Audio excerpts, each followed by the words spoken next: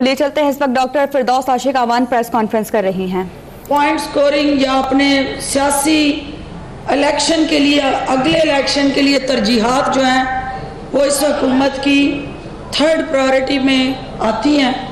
اور اس لیے آج کیبنٹ نے ان کو زبردست خراج تحسین پیش کیا کہ انہوں نے ہم سب کا، پورے پاکستان کا سارے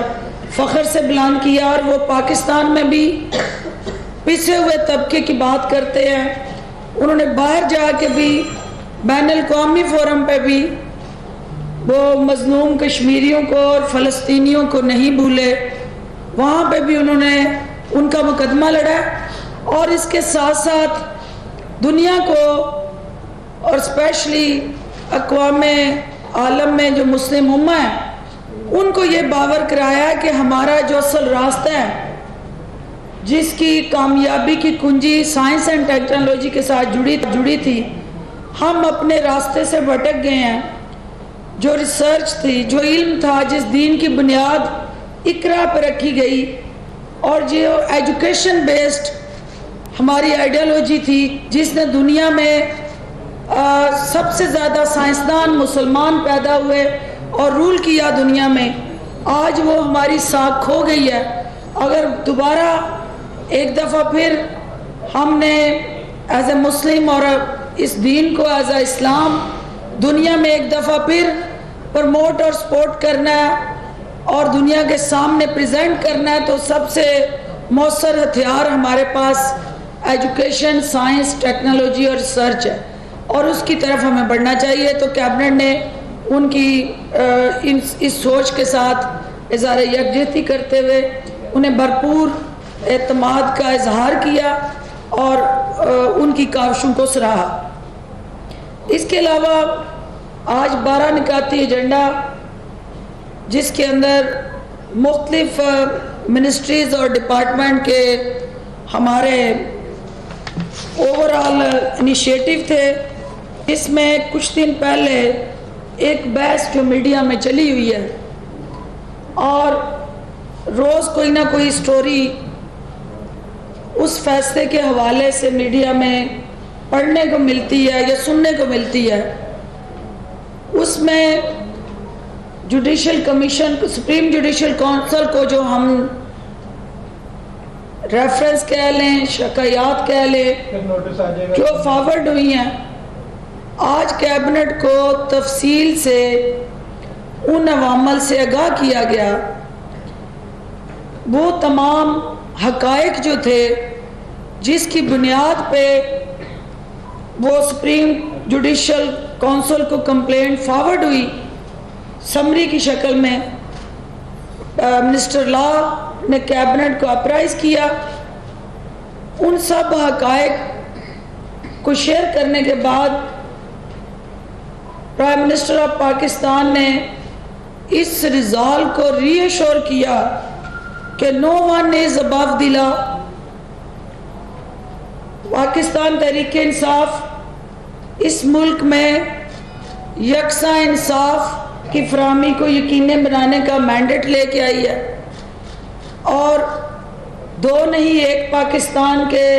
نعرے کے تحت الیکشن لڑ کے آئی ہے، اور ہم رول آف لا کی بات کر رہے ہیں، اور جہاں حکومت یہ سمجھتی ہے کہ کوئی بھی شہری وہ کسی بھی ادارے میں بیٹھا ہے، اگر وہ آئین اور قانون سے باہر جا کے کوئی ایسی ایکٹیویٹی کنڈکٹ یا اپروچ ایسی جو اس کے پیرامیٹرز کے ساتھ اٹیچ نہیں کرتی، تو وہ قانون کے تابع ہے اور قانون کو حرکت میں آنا ہے، اس پہ کوئی کمپرومائز نہیں ہو سکتا۔ کیبنٹ کو بتایا گیا کہ جو 70 سال سے ہو رہا ہے اس کو کہیں نہ کہیں آ کے رکنا ہے، اور ہم اس 70 سال کے گلے سڑے سسٹم سے پاکستان کو نجات دلانے کے لیے آئے ہیں، اور عمران خان ایک مسیحا اور قوم کا نجات دہندہ کے طور پہ مینڈیٹ لے کے آئے ہیں. تو یہ نہیں ہو سکتا کہ عمران خان اپنے سیاسی مفادات پہ کمپرومائز کرتے ہوئے سٹیٹس کو کا حصہ بن جائے اور جو ہو رہا ہے اس کو ہونے دے اور آنکھیں بند کر لے کہ اس کے لیے مشکلات نہیں بڑھنی چاہیے, چیلنجز جو ہیں ان میں اضافہ نہیں ہونا چاہیے. ہم رول آف لا کو انشور کرنے آئے ہیں اور یہ کیبنٹ کو جو کل آپ کو ایک پریس بریف اعلامیہ کی شکل میں شیئر بھی ہوا میڈیا کے ساتھ, اسی حوالے سے میڈیا کو بھی جو اپرائز ہوا تھا ہمیں بھی سینسٹائز کیا گیا. اور ایسٹ ریکوری یونٹ جو پرائم منسٹر کی زیر سرپرستی ایڈوائزر شہزاد اکبر صاحب کی چین آف کمانڈ میں کام کر رہا ہے, اس ایسٹ ریکوری یونٹ نے جو کمپلینٹ ان کو ملی اس کی بیس پہ جو منسٹری لا کو آفٹر ویریفیکیشن, کاؤنٹر ویریفیکیشن, کیونکہ یہ بہت زیادہ حساس معاملہ ہے تو بغیر اس کو کاؤنٹر ویریفائی کیے آپ آگے فارورڈ نہیں کر سکتے. تو اس کو فارورڈ کیا گیا لا منسٹری کو اور لا منسٹری نے ایک دفعہ پھر اس کی ری ویریفیکیشن کرائی اور اس کے بعد متعلقہ پرائم منسٹر جو ایک کوڈ آف کنڈکٹ ہے یہ اسمبلی پریزیڈنٹ آف پاکستان کو گئی, جنہوں نے آگے جو ایز پر لا فورم ہے سپریم جوڈیشل کونسل ان کو ریفر کر دی ہے. اس کو ویریفائی اور ریٹیفائی جو لینڈ رجسٹری یو کے ہے اس نے اس کمپلینٹ کو ویریفائی کیا اور پھر اس کے بعد جو آپ کا نوٹیفائڈ اس کو نوٹری پبلک کی مہریں لگی اور آپ کا جو ہائی کمیشن ہے یو کے میں اس نے اس کو انڈورس کیا. تو یہ کوئی بھی ایسی چیز صرف حکومتی خواہش اور ایما پہ جو میڈیا میں چل رہا ہے اس کی سختی سے مذمت کی ہم نے کیبنٹ نے, اور ہم عدالتوں کے اس پورے پروسیس اور تحریک اور ان کی بحالی میں عمران خان صاحب خود پابند سلاسل رہ چکے ہیں اور وہ عدلیہ کو آزاد اور خود مختار بنانے کے لیے ہر طرح کی ریفارمز لانے کے لیے تیار ہیں with the consultation of all stakeholders. دو معزز جج صاحبان کے حوالے سے جو کمپلینٹس آئیں ان کو ویریفائی کر کے جو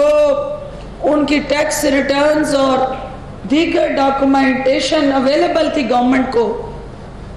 اس کو آگے بڑھاتے ہوئے یہ کمپلینٹ سپریم جوڈیشل کونسل کو فارورڈ ہوئی ہے. سپریم جوڈیشل کونسل نے فیصلہ کرنا ہے کہ یہ کریڈیبل انفارمیشن جو ہے جو کریڈیبل ججز ہیں, اور سپریم جوڈیشل کونسل حکومت کا ذیلی ادارہ نہیں ہے. عدلیہ کی کمپلینٹ کو عدلیہ ہی دیکھنے جا رہی ہے تو عدلیہ پہ یہ حملہ کیسے تصور ہو سکتا ہے, کیونکہ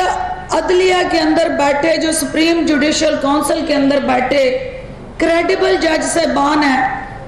وہ ایک نیوٹرل فورم ہے اور کمپلینٹ اس کے اندر آئے اس کو وہ اسیس کرے, اینالائز کرے, ایویلویٹ کرے,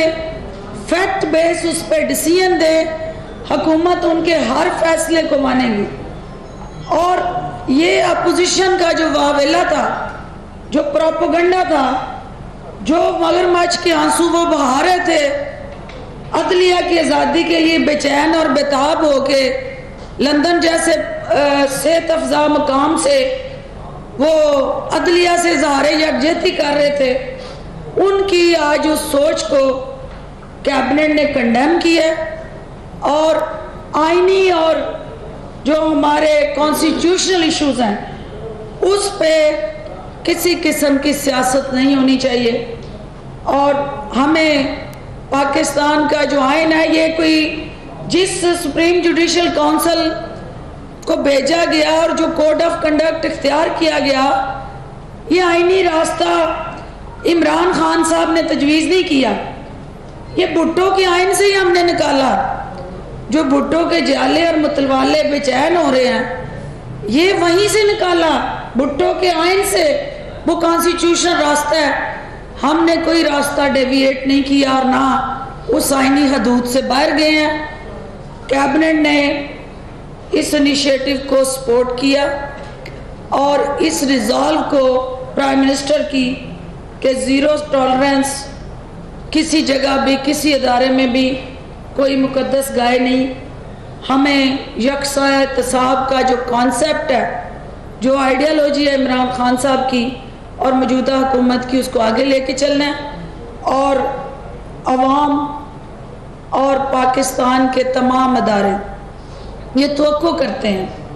کہ ہم سٹیٹس کو کا حصہ نہ بنیں، ہم ان اداروں کے اندر بھی ریفارمز لائیں، اور یہ وہی قیادت کر سکتی ہے جس کا اپنا دامن صاف ہوگا، جس کا اپنا فیس کریڈیبل ہوگا، جو خود صادق اور امین ہوگا، وہی یہ کام کر سکتا ہے۔ اور یہ قوم نے ہم پہ ذمہ داری ڈالی ہے، ہم اس ذمہ داری کو پاکستان کے آئین اور قانون کے تابع رہ کے ادا کریں گے۔ اور میں میڈیا سے بھی توقع کرتی ہوں کہ اس ایشو پہ جب تک سپریم جوڈیشل کونسل ترجیحات طے کر کے اس پہ فیصلہ کر کے، کیونکہ ان کیمرہ ان کا سیشن ہے، تو آپ میڈیا کے اندر عدالت لگانے سے گریز کریں اور میڈیا میں اس ایشو کو ڈیبیٹ نہ کریں، ایک لیگل پروسیس ہے، اس کو آگے بڑھنے دیں۔ اس فیصلے کے بعد آپ دل کھول کے اس پہ کمنٹ کیجئے گا، لیکن جب تک کوئی فیصلہ نہیں ہوتا، خدا رہا کسی معزز جج صاحب کی حوالے سے کسی طرح بھی اس پہ ڈسکشن اور ڈیبیٹ نہیں ہونی چاہیے۔ میں آپ سے ذاتی حیثیت سے بھی اور پرائم منسٹر صاحب کی ہدایات کی روشنی میں بھی اپیل کرتی ہوں۔ اس کے علاوہ چونکہ جو ہماری ایک ratification of the decision of E C C ہے، 30 مئی کو جو ای سی سی کا اجلاس ہوا تھا، اس کے فیصلوں کی اس کو ریٹیفائی کیا گیا۔ کابینہ کو ملک میں حالیہ بارشوں سے جو گندم کی فصل کو نقصان ہوا، اس حوالے سے تفصیل سے آگاہ کیا گیا اور